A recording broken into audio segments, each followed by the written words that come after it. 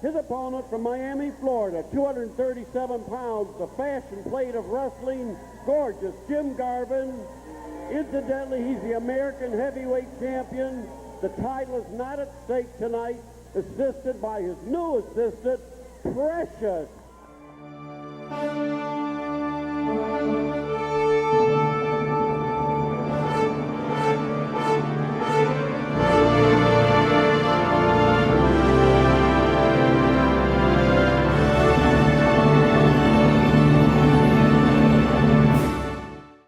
James Williams was born September 25, 1952, in Tampa, Florida. Growing up in the Sunshine State, the road James followed into pro wrestling began at a young age, thanks to his parents' investments, and a little luck followed by a lot of hard work. James's father owned some apartments next to their house, and among their tenants was a man named Joe Scarpa, who befriended a 9-year-old Williams outside the apartments one day. Pro wrestling fans would know Scarpa better by his most famous pro wrestling name, Chief Jay Strongbow. Scarpa encouraged James to try out for the amateur wrestling camp run by Championship Wrestling from Florida promoter Eddie Graham. Already a pro wrestling fan and excited that he even became friends with one of the stars, James jumped at the chance and the next day met Scarpa at the Tampa Sportatorium. Spending the next several years at the camp, James learned from the likes of Scarpa, John Heath, and Hiro Matsuda as he trained alongside Eddie's son Mike Graham. James's father supported his interest in the sport, eventually turning the sizable shed into a training facility at the house, covering the floor with U-Haul mats. Mr. Williams invited neighborhood kids to train with James, paying them 25 cents each. He paid them 50 cents if they could beat James. He only had to pay out the extra quarter one time. James would later remember the camp as a lot of work, but also a lot of fun, even getting to do his first interview at 9 years old with the legendary Gordon Soley. However, life outside the camp didn't get easier, as James's father passed away when James was 12 years old. As the oldest of 4 siblings, James had to find work to help the family make ends meet, but a lot changed over the next 5 years. James's mother met and started dating a man named Roger Barnes, who was only 7 years older than James. Barnes also happened to be better known as pro wrestler Ron Garvin. James's mother married Ron when James was 15, which led to James meeting 2 other very important people in his life. Ron was originally from Canada, and during a family trip there in the summer of 1969, James met a young girl named Patty at a Tim Hortons hot dog stand. 2 years later, James and Patty were married. James also met Ron Garvin's tag team partner Terry Joyle, who started spending a lot of time with the family.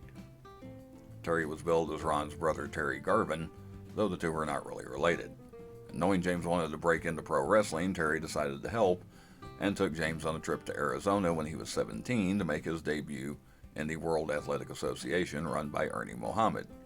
At a very young age, James Williams was now in the pro wrestling business.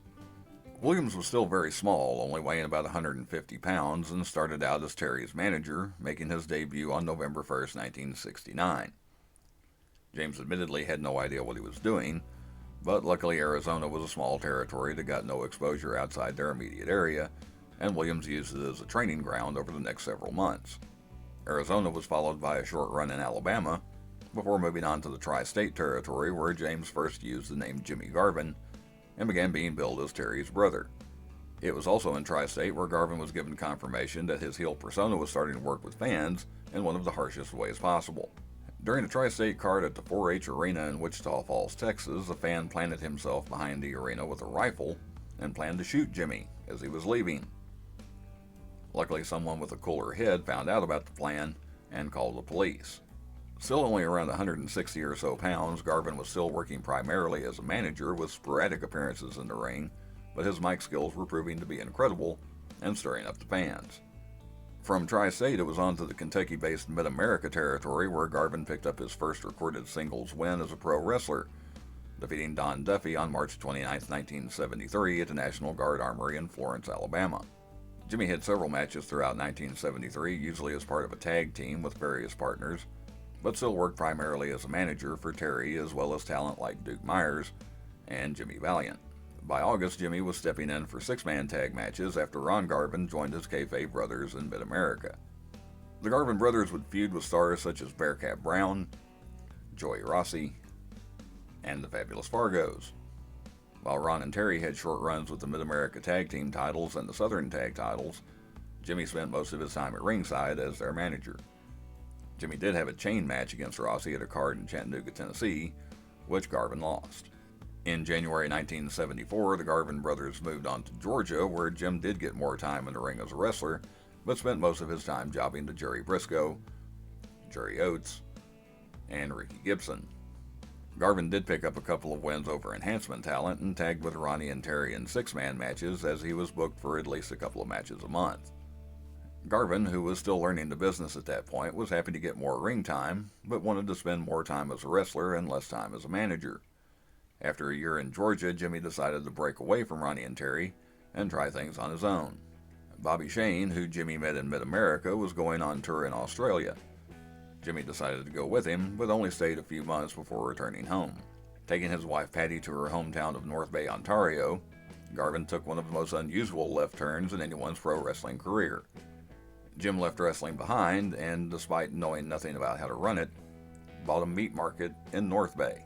What? Even Garvin recounts the sudden shift in careers with a laugh years later, but it was a way for his wife to be home for a while after all the traveling over the years. Garvin would turn the business into a success, importing seafood and turning the market into the largest bonded seafood importer north of Toronto.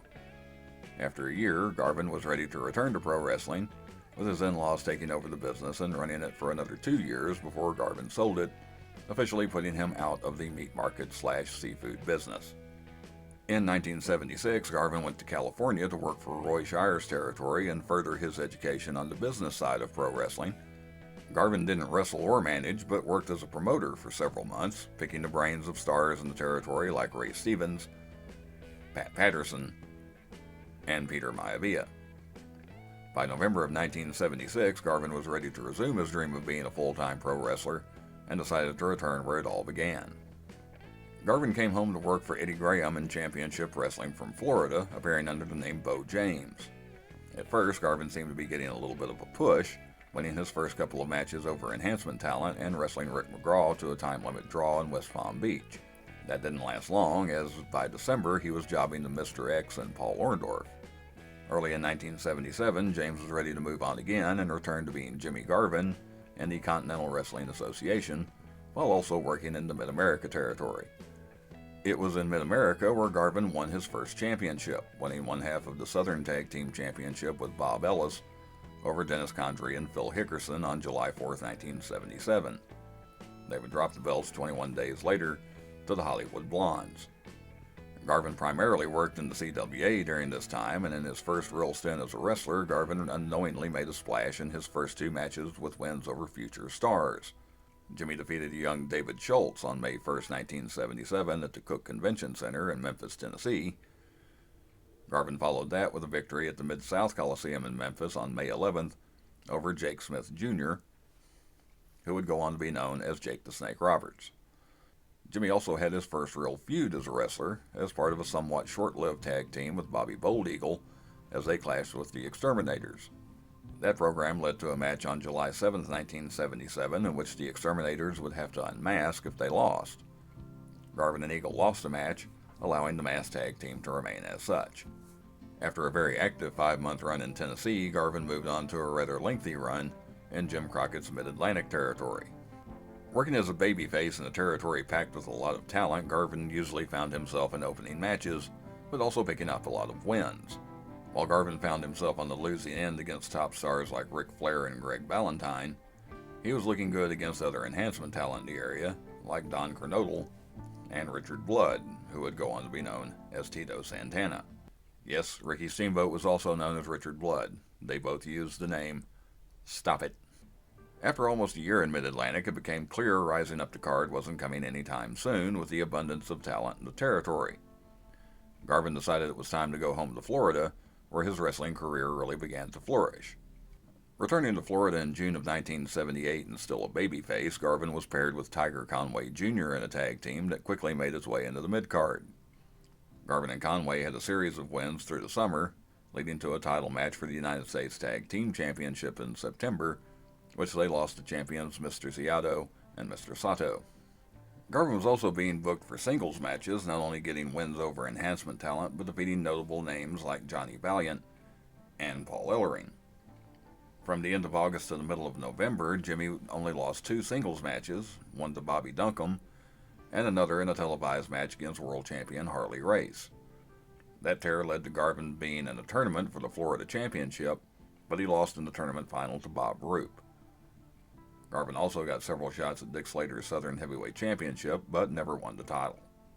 On December 5, 1978, Garvin finally did win the first championship in his home state as he tagged with Killer Carl Cox and defeated Roop and Slater for the vacant United States Tag Team Championship in Jimmy's hometown of Tampa. Garvin and Cox defended the titles several times over the next month, with former champions Mr. Ciado and Mr. Sato being their most common challengers. Ciado and Sato finally took the belts from Garvin and Cox in January 1979. Garvin would not go without a championship, however, as he finally defeated Slater for the Florida Heavyweight Championship on January 9, 1979 in Tampa. Jimmy broke a string of Florida champions that only held the belt for a few days before dropping it to someone else, keeping the title for 139 days. An active champion, Jimmy turned back challenges from Sonny King, Pak Song, and even Jack Briscoe, as he successfully defended the title. Garvin even got his first shot at the NWA World's Championship, wrestling champion Harley Race to a draw at the St. Lucie Civic Center in Fort Pierce, Florida on February 12, 1979. Not far removed from being a manager and running a meat market in Canada, Jimmy was becoming no stranger to championships. Assigned bookers were impressed with both his in-ring ability and his mic skills. He would go on to hold the Southern Heavyweight Championship, the United States Tag titles with Herb Calvert, and at different times hold the Florida Tag titles with Steve Kern, Killer Carl Cox, and Jack Briscoe. Looking to prove his star status wasn't just in his home state of Florida, Garvin went on a month-long tour of Japan in October of 1980. When he returned to the U.S., he traveled to the former Tri-State Territory, now known as Mid-South, and was set up for a push. Garvin ran through a series of enhancement talent his first month back in the territory, and was paired with the popular Junkyard Dog as they unsuccessfully tried to take the Mid-South Tag Team Championship from Ernie Ladd and Leroy Brown. Garvin got a major boost when he defeated Ernie Ladd to win the Louisiana Heavyweight Championship during a televised event at the Irish McNeil Boys Club on March 7, 1981. It was his first singles title outside the state of Florida, and put him in a short feud with Ladd over the championship.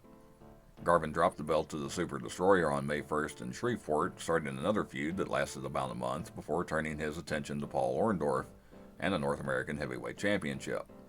Garvin failed to win that title, but continued to appear in high-profile matches as both a singles wrestler and in tag teams. After more than a year in Mid-South, Jimmy made a quick trip home to Florida for most of December, but by Christmas night was in the Georgia territory just as Superstation WTBS was beginning to widen its audience on more cable systems. Like in Mid-South, Garvin was given a nice push upon arrival, beating Terry Gordy by disqualification at the Omni in Atlanta on Christmas night.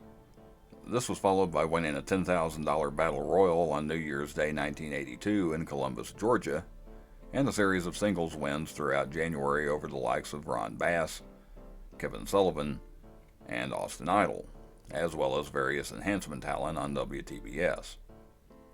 In fact, Garvin's only loss came to Bass at a card in Zanesville, Ohio on January 8th, giving the impression he was being set up for a big push. Unfortunately, it never really happened. Garvin did feud with Bass through February and into March, having no disqualification in Texas death matches against the Cowboy, with Garvin taking the win in only one of the Texas death matches.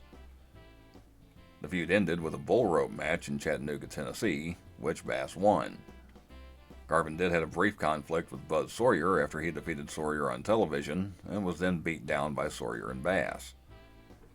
That came to a quick end with Garvin losing a no DQ match at the Omni. With a less than spectacular end after a hot start, Garvin left Georgia in April and headed back to Florida. Back in his home state once again, Jimmy would soon have a conversation to change the rest of his career. Lester Welch, a business partner of Florida promoter Eddie Graham, pulled Garvin aside and offered some advice after a match in April of 1982. Welch told Garvin he had all the tools to be a main event wrestler. Welch complimented Garvin's amateur background, his pro in-ring skills, and his work on the mic. What he was missing was some flavor.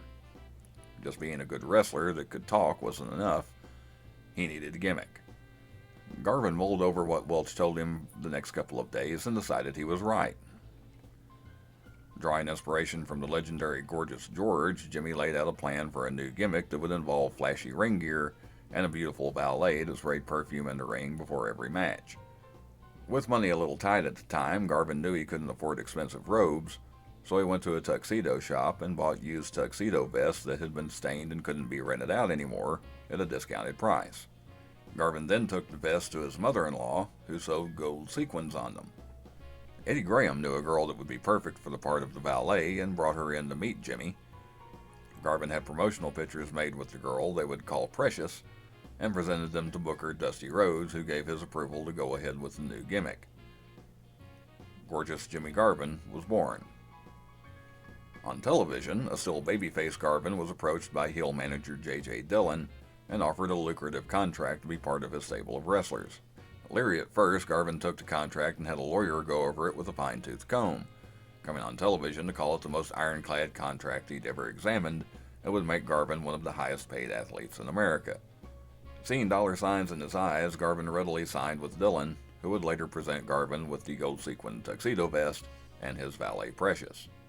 The Gorgeous Jimmy Garvin character got over with fans, and at least on the surface, things seemed to be going well. Over the next year, Garvin feuded with top talent like Brian Blair, Terry Allen, and Dusty Rhodes.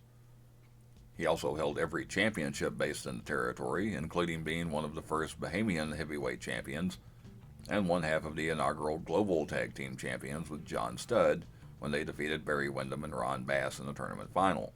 Garvin even did something you wouldn't have seen a year later, as he got a shot at the WWF Championship when Bob Backlund came south to defend the title on a Florida card. Behind the scenes, Garvin wasn't as happy as you would think he would be. Years later, Garvin would say he felt Dusty Rhodes' booker was holding him back and not letting him do everything he wanted to do. That planted the seed of wanting to try the gimmick somewhere else where Jimmy had more control.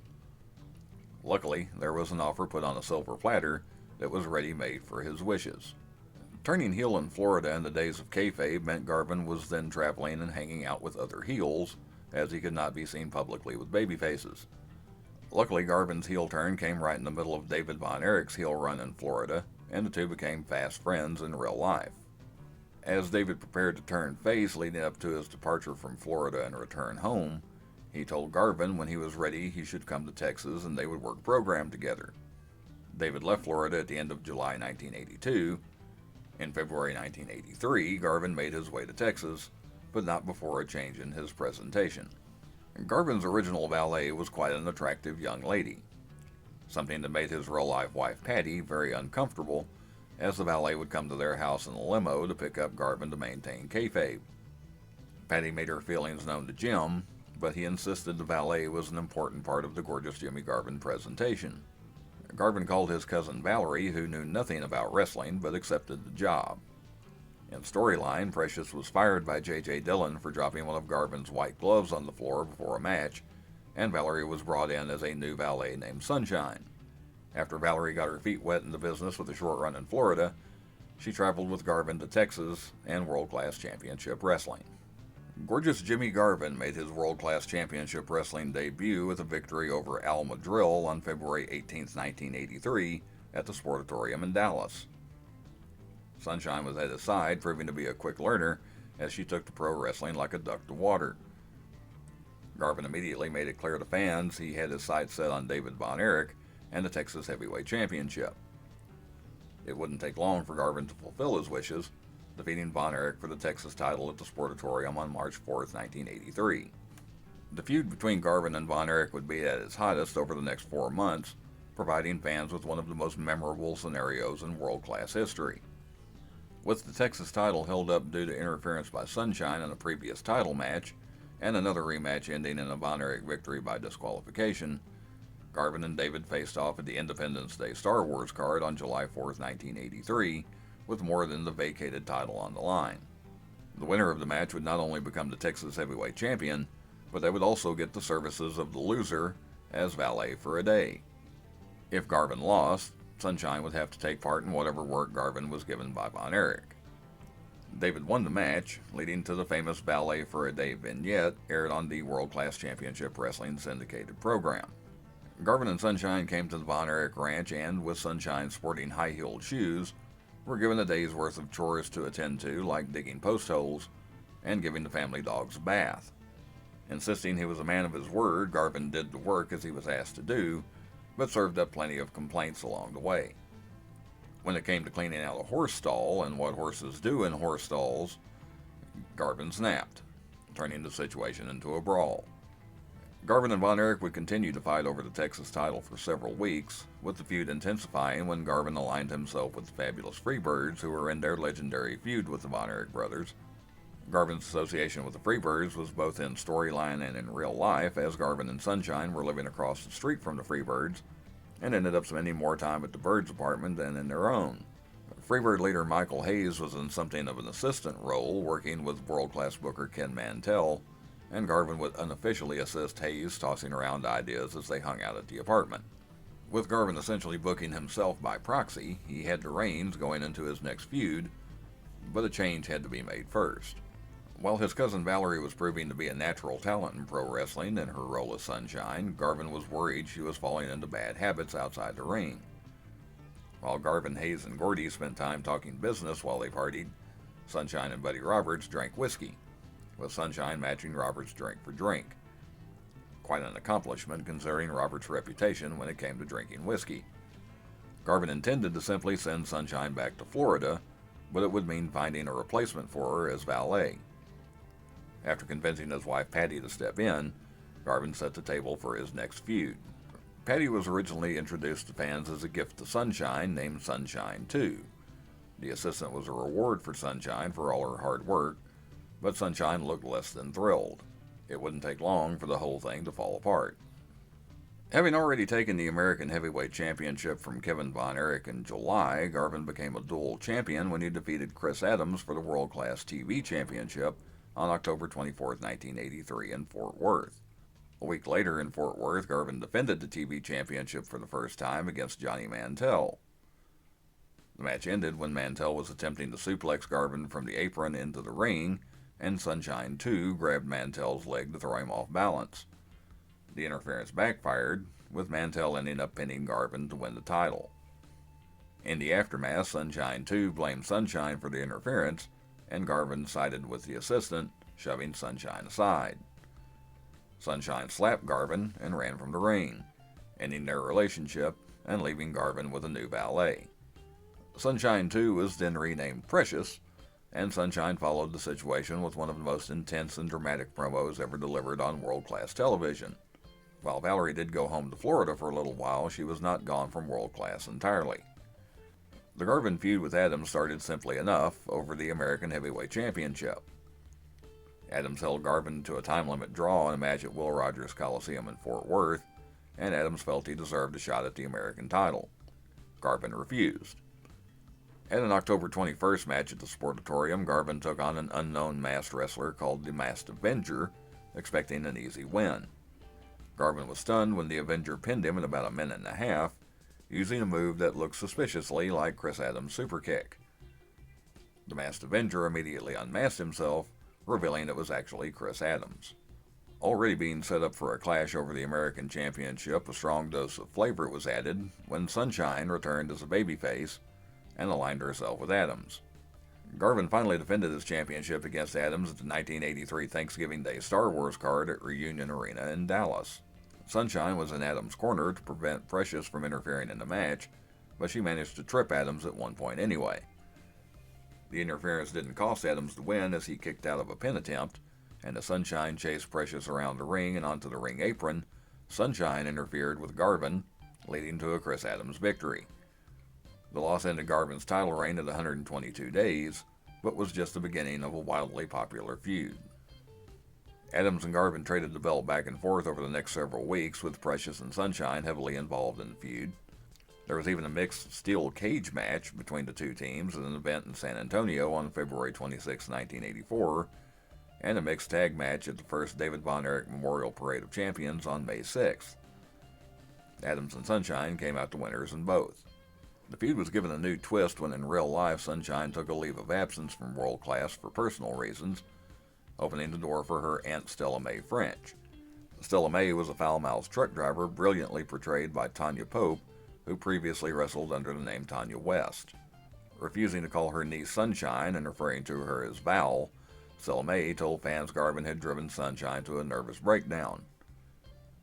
Stella was in Dallas to get revenge.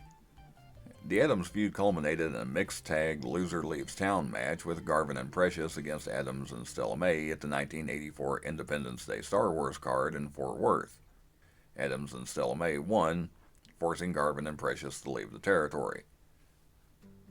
After stints in a few different organizations, including a month-long tour of Japan, Garvin settled in the Minnesota-based American Wrestling Association. Garvin was immediately paired with Mr. Electricity's Steve Regal in a tag team, but was also very active in the singles division. Garvin quickly earned a series of matches against AWA World Champion Rick Martel, though he never won the belt. The first world title match took place on December 2, 1984 in Green Bay, Wisconsin, and was followed by 31 more title matches over the next 5 months.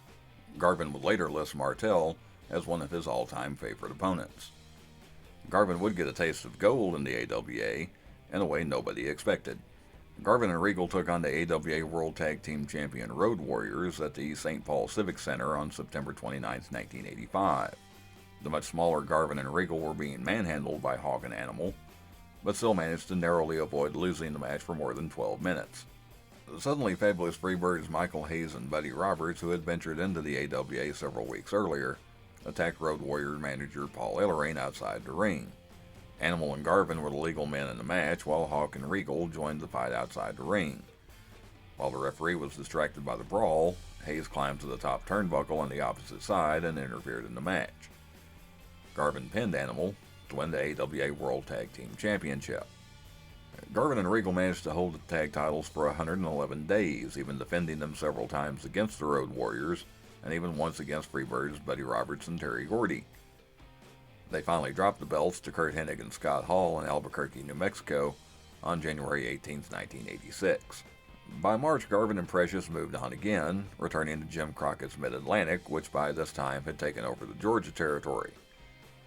Garvin was no longer the inexperienced wrestler stuck in opening matches he was a decade earlier, but Garvin could tell things were tense behind the scenes. When Garvin left World Class, he fielded offers from both the WWF and Mid-Atlantic, but turned them down to go to the AWA, which he felt had a great mix of veterans and young wrestlers. Apparently the powers that be in Mid-Atlantic had not forgotten that. Despite the tension, Garvin put together a great program with Wahoo McDaniel that included a series of Lumberjack, Texas Death, and Indian strap matches through the summer of 1986.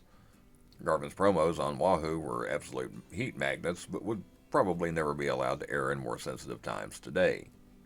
The feud came to a close, incorporating a title match into the picture when Wahoo took the National Heavyweight Championship from Tully Blanchard.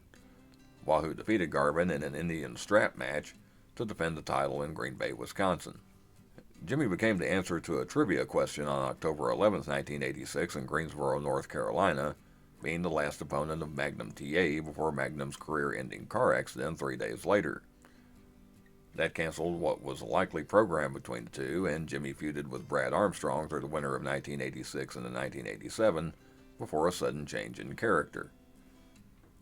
Ron Garvin was also working in the territory, but there had been no interaction between he and Jimmy and no mention of a connection between the two on television. During a February 1987 match putting the Midnight Express against Ron Garvin and Barry Windham, Express manager Jim Cornette burned Ron's face with a fireball.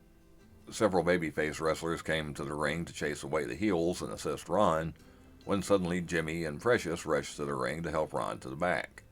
Once in the babyface dressing room, Jimmy then stormed into the heel dressing room and attacked Coronet before being pulled away. Jimmy and Precious put Ron in their car and drove him to the hospital.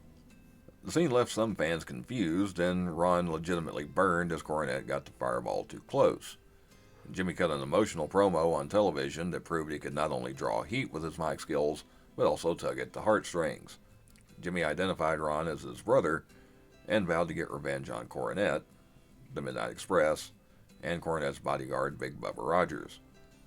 With Ron out of action for a little while, Jimmy found himself in the babyface dressing room and even tagging with Wahoo McDaniel in a victory against the Express in Philadelphia. When Ron returned, the Garvin brothers and the Midnights clashed in bunkhouse matches and street fights, continuing the feud when Dennis Condrey abruptly left the territory and was replaced with Stan Lane. The feud would eventually involve the United States Tag Team Championship when the Express took those titles, though the Garvins were never able to win the belts. Of course, the focus of the feud was really between Ron and Cornette, but Jimmy had battles of his own. Jimmy had a series of matches against NWA World Champion Ric Flair beginning in April and running into the summer. During the program, Flair made it apparent he had grown fond of Precious, approaching her on World Championship Wrestling and receiving a slap for his efforts. Never one to give up easy, Flair tried giving Precious a fur coat, which she accepted, then returned to Garvin's side. This all led to a steel cage match at the Great American Bash card on July 11th in Greensboro, North Carolina, with not only the world title on the line, but the stipulation that if Flair won the match, he also won a date with Precious. That match has been called the greatest match nobody remembers, as very little video of it is available. This is possibly due to the fact that at one point Flair tried to climb out of the cage and Garvin pulled him back down by his trunks, exposing his bare butt. Flair didn't bother pulling up his trunks and wrestled for several minutes with his backside exposed before referee Tommy Young finally managed to get in position to pull him up for him. Garvin actually dominated through most of the match, but after a leapfrog injured his knee. A bloodied and beaten Flair suddenly had the advantage, and after applying the figure 4 leg lock, won the match. In another memorable vignette, Flair and Four Horsemen manager J.J. Dillon set things up in a penthouse hotel room for Flair's date, with Dillon telling the cameraman to record everything but stay out of sight. A stationary camera was also set up by the door. When Precious entered the room, Dillon hid by the pool, and Flair greeted her as her back was turned. Precious turned and hit Flair, knocking him out cold. After Precious pushed Dillon into the swimming pool, she turned around to reveal it was not Precious at all, but Ron Garvin in drag. Jimmy then entered the room, grabbed the camera, and left. It was a comedic twist mixed in with the quest for revenge against the Midnight Express. It also cemented Jimmy's feelings that there was no real plan for him in the territory, as both angles just kind of fizzled out. Over the next year, Garvin was given plenty of title matches, but never came away with the belt. Through 1988, he was in a messy and complicated feud with Kevin Sullivan and his stable that led to the Tower of Doom matches and seemed to involve half the roster of wrestlers. A real knee injury in late 1988 put Garvin out of action for the better part of a year. In his absence, a lot changed in the territory, with Ted Turner purchasing the company and changing the name to World Championship Wrestling. As he prepared to make his return in June of 1989, more changes were in store for what would be his last run in a major promotion. Garvin had long been associated with the Fabulous Freebirds, and as he prepared to make his return, Michael Hayes contacted him. Terry Gordy was only going to make sporadic appearances as he was set up for a long run in Japan, and Buddy Roberts had officially retired after finishing a stint in World Class. Hayes asked Garvin if he wanted to officially be a Freebird, and Garvin readily accepted. With Precious essentially going into retirement from wrestling, Garvin made his first appearance as a Freebird in Fort Bragg, North Carolina, in a tournament to crown new NWA World Tag Team Champions. Garvin tagged with Hayes to defeat Johnny Ace and Shane Douglas before beating the Midnight Express in the tournament final to win the titles. Garvin and Hayes enjoyed a 140-day title reign before dropping the belts to Rick and Scott Steiner on November 1st, but enjoyed partying together even more outside the ring. The Freebirds had various other associations in the early 1990s, including a masked wrestler known as Bad Street, who was actually longtime babyface Brad Armstrong. Garvin, Hayes, and Bad Street would go on to win the WCW Six-Man Tag Team Championship, holding that title for 63 days. Garvin and Hayes also had 2 turns as United States Tag Team Champions, as a deadline Garvin set for himself topped the hill. When Garvin's career as a wrestler began to take off in the late 1970s, he promised himself he would retire when he was 40 years old. On September 9, 1992, 16 days before his 40th birthday, Garvin tagged with Tom Zink in a loss to Butch Reed and the Barbarian at the Georgia Mountain Center in Gainesville, Georgia. Garvin left WCW after that match and entered retirement. Sort of. Always a rebel in the business, the rebellious nature apparently applied to himself. After deciding against taking an offer from the WWF to work behind the scenes, Garvin was inactive until February 1994 when he returned to WCW for a single match, losing to Johnny B. Bad at Super Brawl 4 in Albany, Georgia. After a very short stint in the West Virginia-based United States Wrestling League, Garvin then popped up in the Dallas-based Global Wrestling Federation as one of the Freebirds. In his first appearance with the company, Garvin tagged with Terry Gordy to defeat Black Bart and John Hawk for the North American Tag Championship in a loser leaves town for 6 months match. Ironic, as the company only lasted about 3 more months, going out of business just as Garvin was about to reignite his feud with Chris Adams over the North American Heavyweight Championship. Garvin spent the next few years making occasional appearances in small promotions, finally having his last 2 matches as part of a quick program putting he and Ron Garvin against Jacques and Raymond Rougeau. Jimmy had his last match on October 2nd, 2000, tagging with Ron as they lost to the Rougeau brothers. Jimmy Garvin had an incredible wrestling career, and when it was over, he could look back and say he did everything his way, and it worked. Perhaps more importantly, his story doesn't end as so many others do, with sadness, drug abuse, and early death. Garvin went on to be an airline pilot once his days as a full-time wrestler were over. Jimmy and his wife Patty had 2 daughters that went on to successful careers of their own and are still together after more than 50 years of marriage. As a final note on Garvin's wrestling career, he was inducted into the WWE Hall of Fame as a member of the Fabulous Freebirds in 2016. In real life, James Williams was a simple man of principle. That makes the flamboyant, egomaniac, gorgeous Jimmy Garvin he portrayed that much more impressive. To the ropes. Tommy John turns the tables to the corner. Out of the way, and it's John hitting on the turnbuckle. Garvin takes it. Far rope. Back, high and over, and Tonga John hits extra hard. Garvin back in for more. Takes it down. Here's the pin. 1, 2, 3. And gorgeous Jimmy Garvin is victorious over Tonga John.